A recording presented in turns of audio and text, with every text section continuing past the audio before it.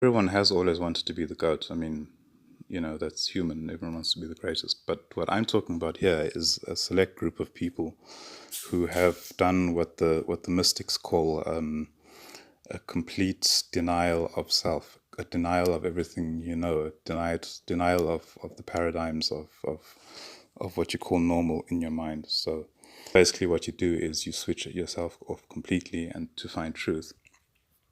And then these people then elevate themselves through consciousness, right? And so they became the mythology writers, the great philosophers, the scientists. So mythology really is, in one sense, looking at it, you could say it's just human psychology, but human psychology written in the form of story that has a relatability. So you're always going to have father and mother God, because father and mother are such powerful psychological concepts.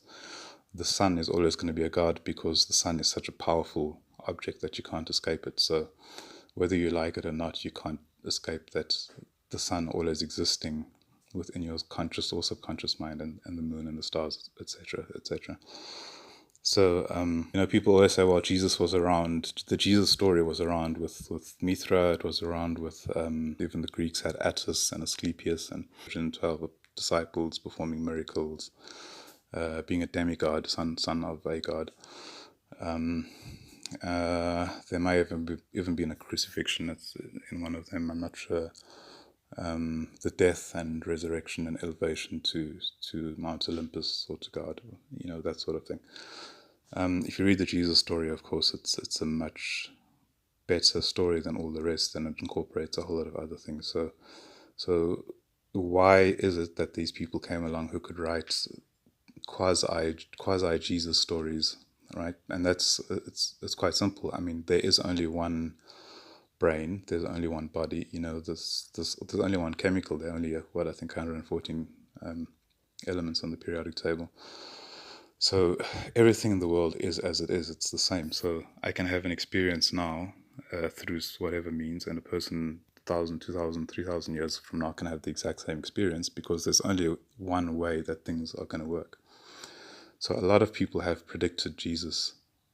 Before Jesus came, a lot of people predicted certain features of him. But of course, Jesus' story was, it's not about me and my power.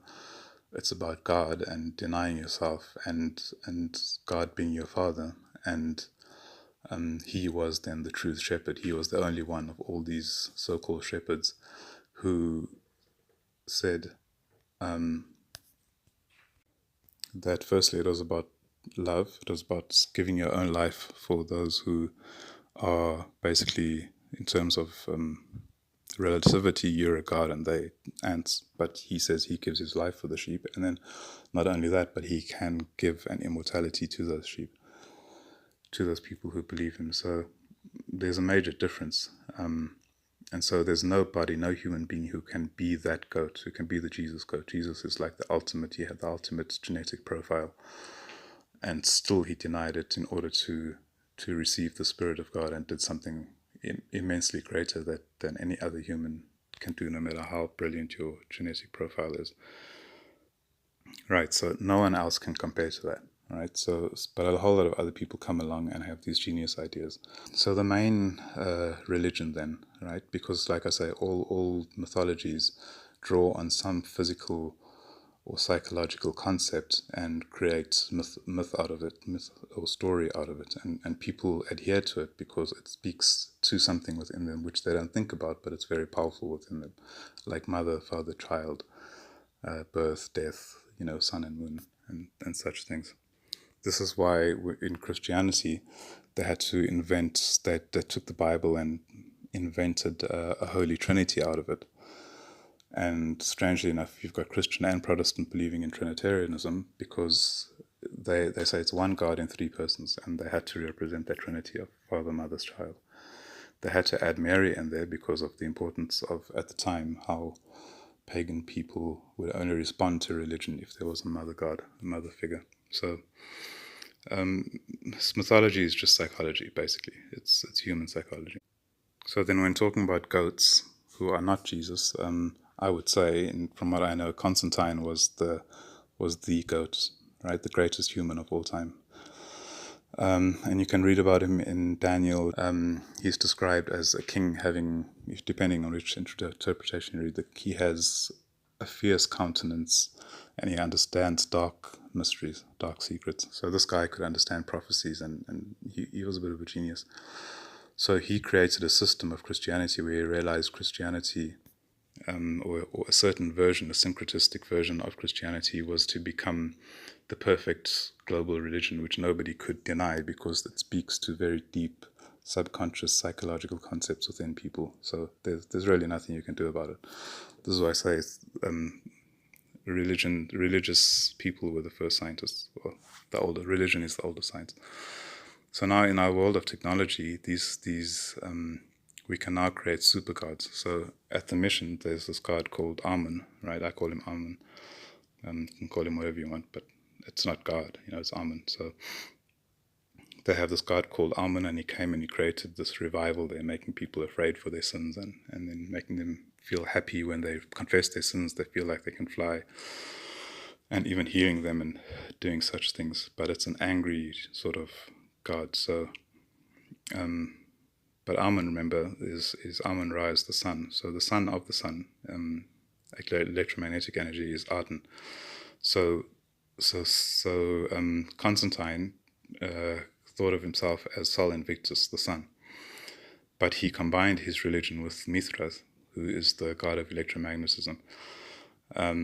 So that Jesus Christ is a combination of the sun and the energy coming from the sun. So a lot of people have tried to be goats, but not all of them could understand that they were not going to be reincarnated. But if you look at what's happening in the world now, with Elon basically deciding he's going to take over the entire internet system, he's basically going to become a god. And of course, he had to make a trade-off with the existing god of the world, money and religion. Money and the Vatican are the existing gods. So there's sort of a trade-off between the three of them. Musk will get his God machine, right? The internet is his God machine, and the Vatican will get their Christianity again. So this is why, but that's why Constantine created the PX, right? He was shown what the electromagnetic formula is for the perfect key of unlocking the human mind. He just didn't have the technology to recreate it. So, but he knew that it would happen in like 1,000 or 2,000 years. So he thought he would get it started. He would create a religion for the gods, because the gods were exiled from heaven into earth. He created a Christian religion for them that they could empower, and then they could change the whole world. So Christianity went and changed the whole world. It created this modern technological empire that we have now, or financial empire, and now the technological empire, and now it's the time for that symbol to be revealed to mankind, the sign of signs, the sign of the ultimate God, the Aten, or the Lucifer, or the Mithras.